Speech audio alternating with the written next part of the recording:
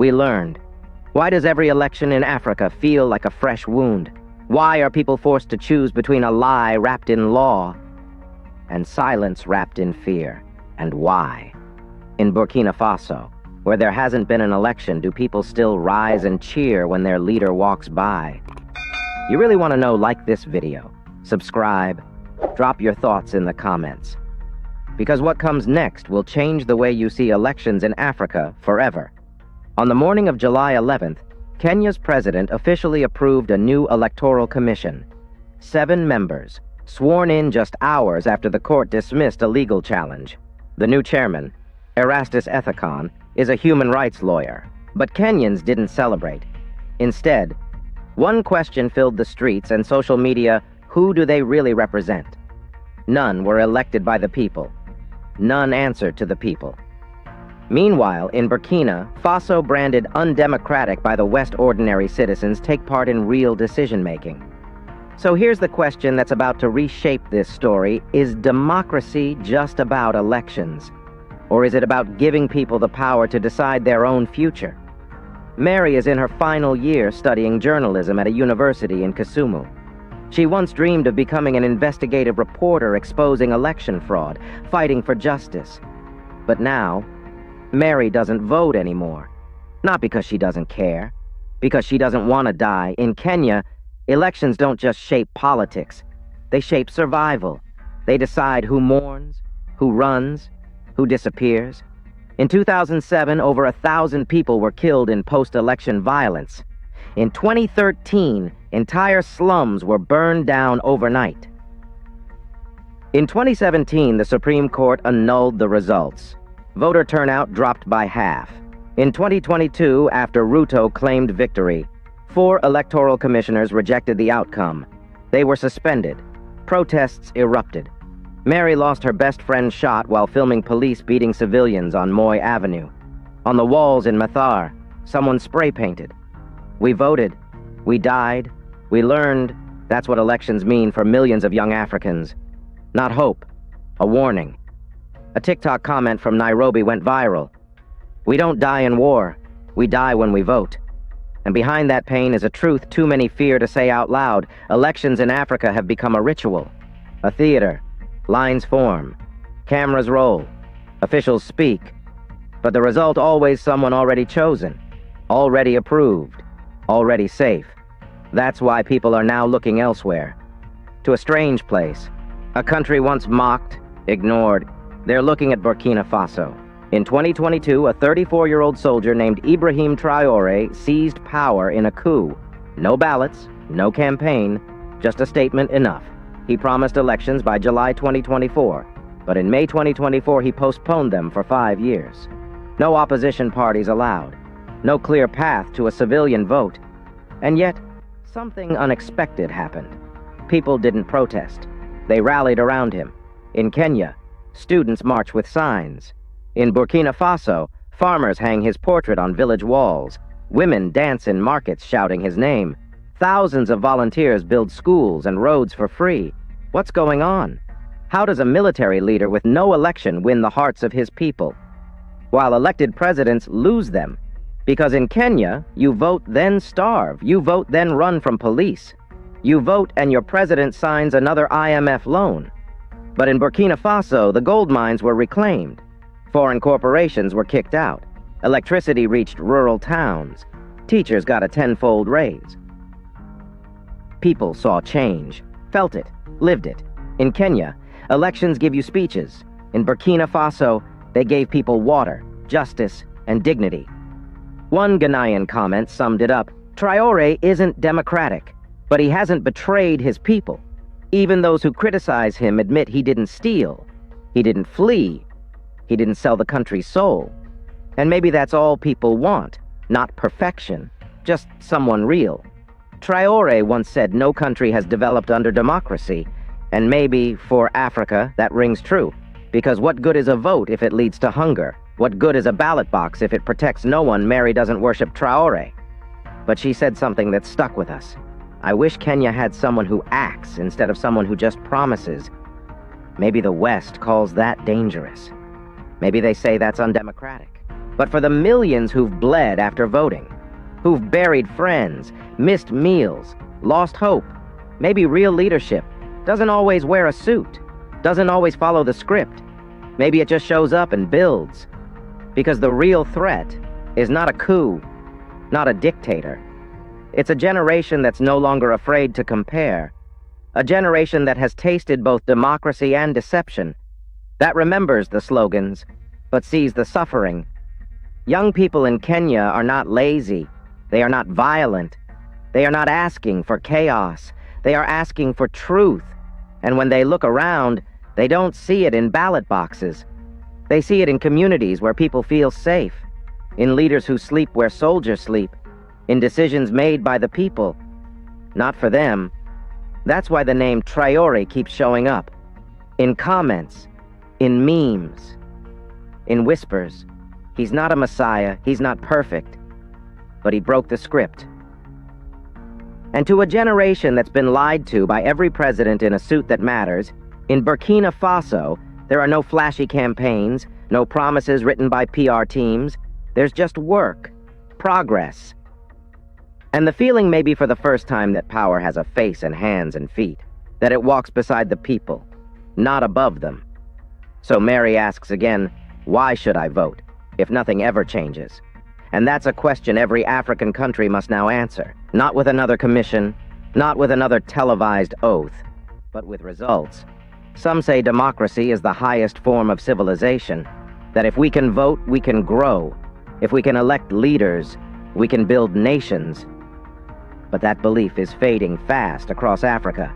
In Kenya, President William Ruto was elected through a ballot, yet just months later he suspended 4 electoral commissioners because they questioned his win. The courts defended him, but the people didn't. Ruto is a product of democracy, but he's also a symbol of deep disappointment.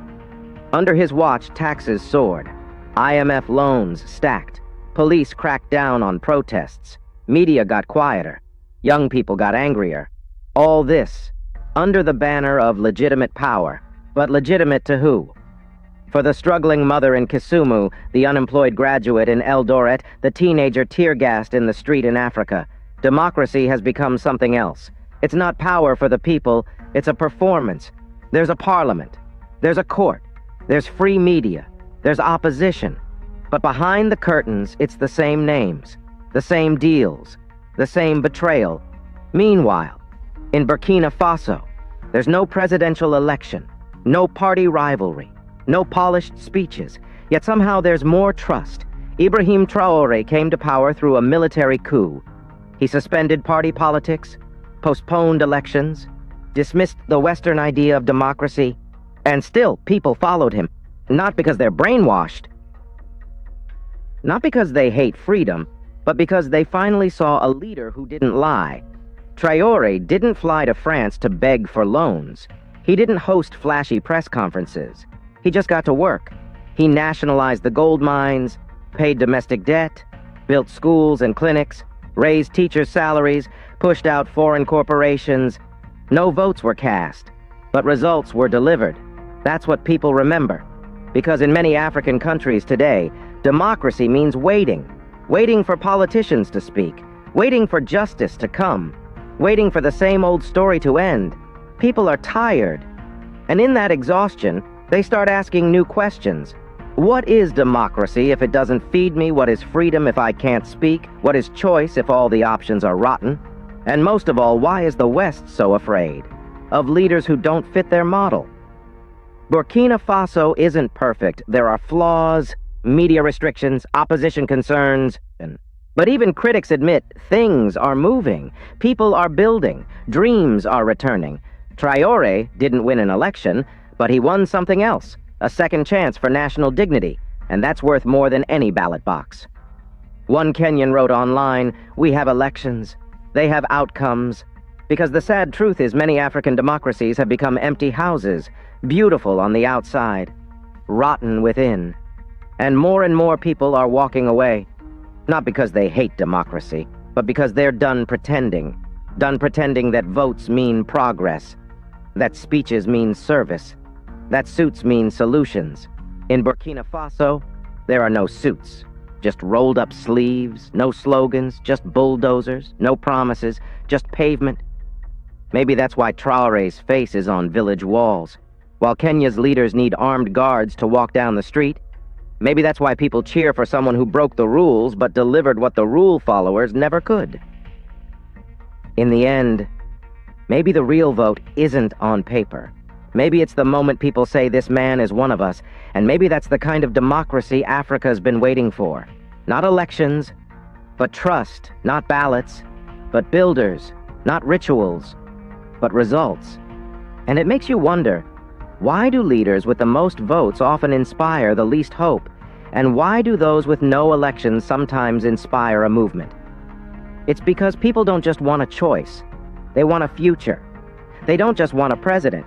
They want someone who protects them, listens, and stays. In Kenya, they keep voting in new faces, only to find the same hands pulling the strings. But in Burkina Faso, for the first time in decades, the strings were cut, yes.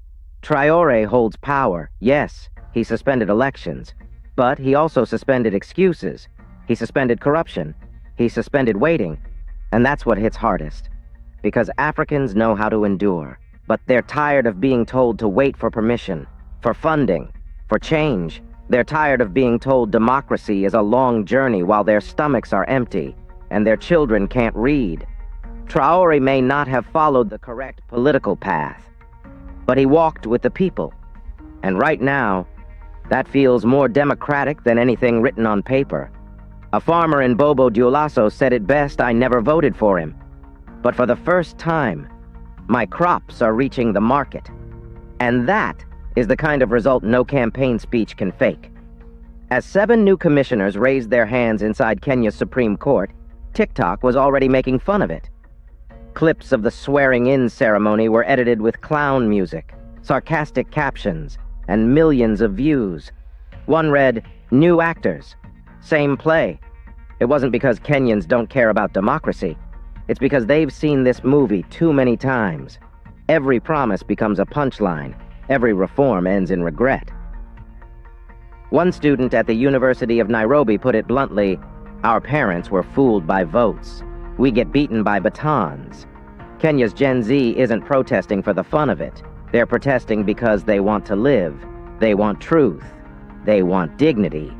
And what are they getting? Tear gas, rubber bullets, police vans, and a president on national TV telling them to stop destroying the country. But ask anyone in the streets and they'll tell you who's really destroying it.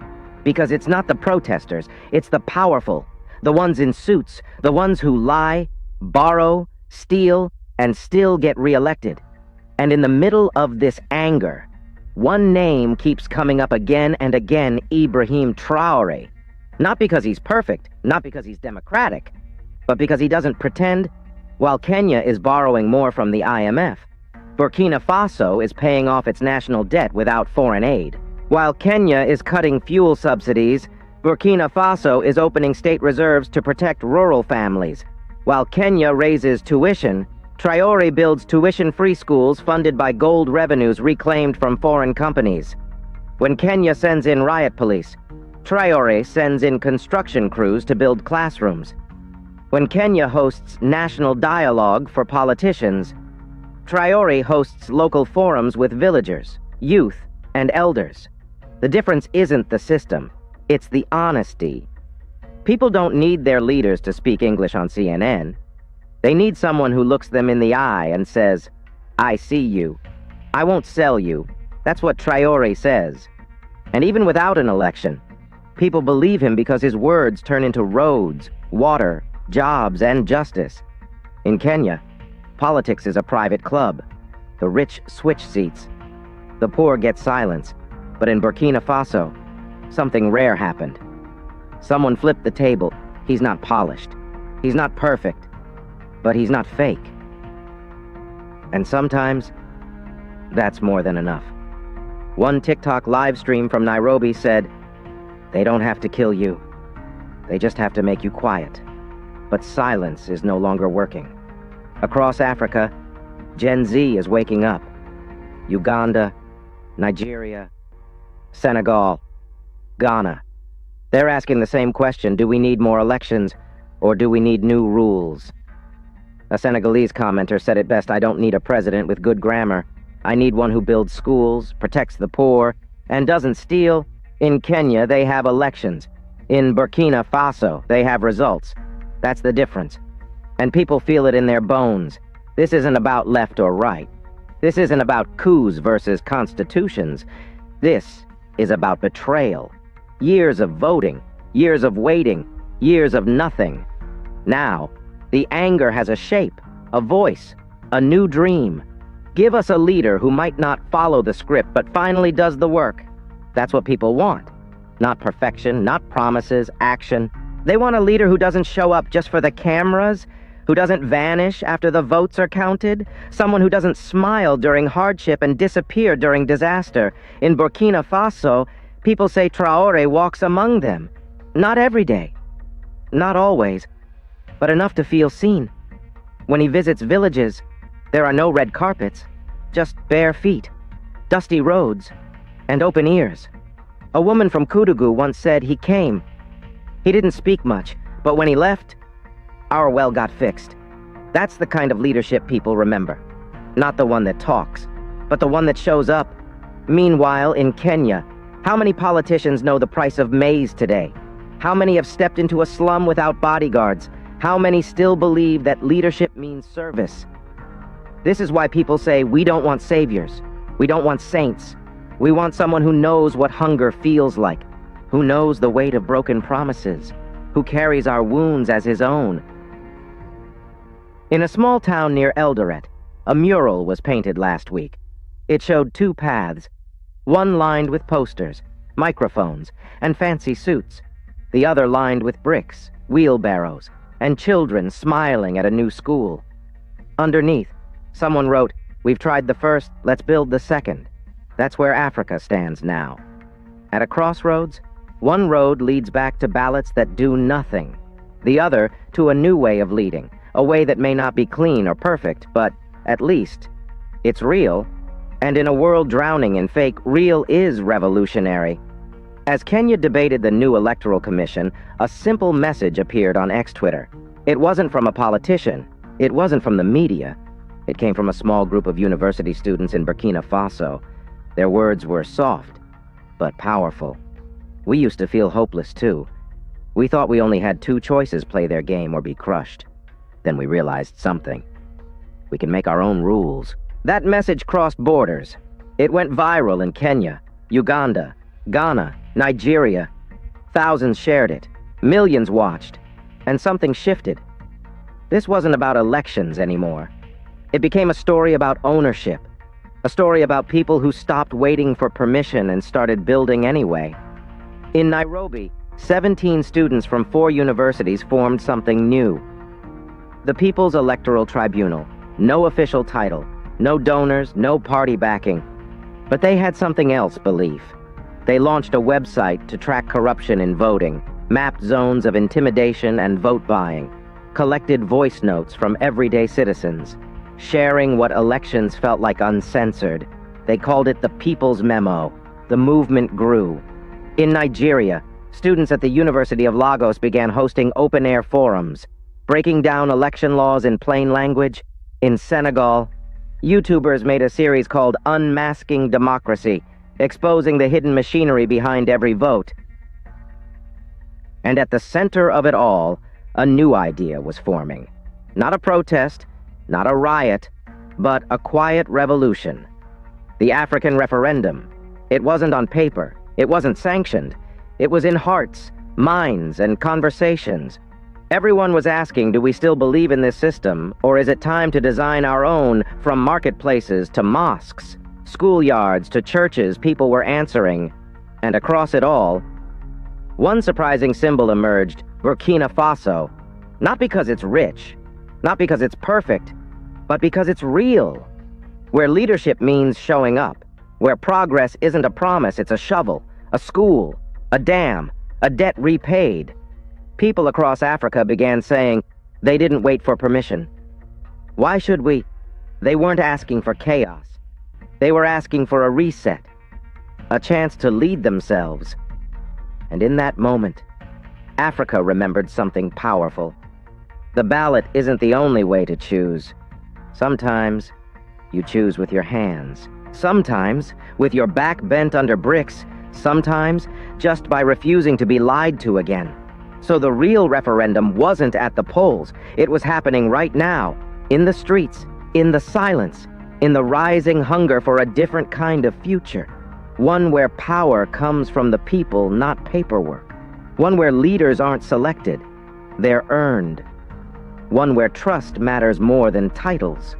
And the question remains, are we ready to stop begging for seats and start building our own table? It's not about rejecting elections forever. It's about rethinking who they're really for. Because if the people are just extras in someone else's show, then maybe it's time to cancel the play altogether. In Burkina Faso, no one waited for a donor meeting to dig canals. They grabbed shovels and did it. No one waited for foreign aid to pay teachers.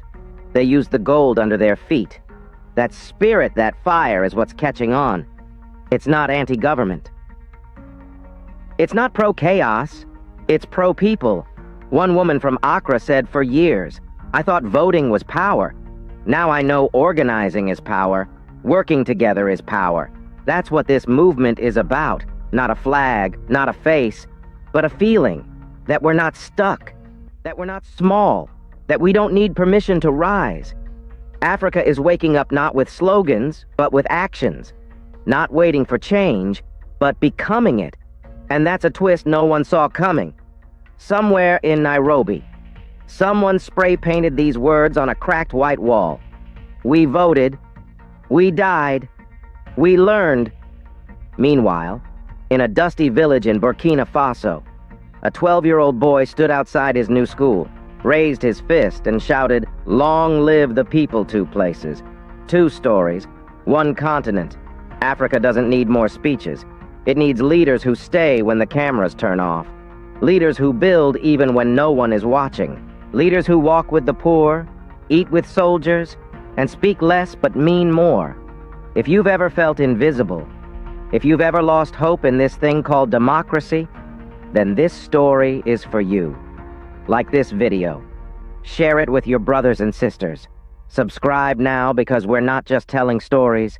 We're building a future together. And now, we want to hear from you. Does a vote still matter if it never brings justice? Drop 1 word in the comments, enough.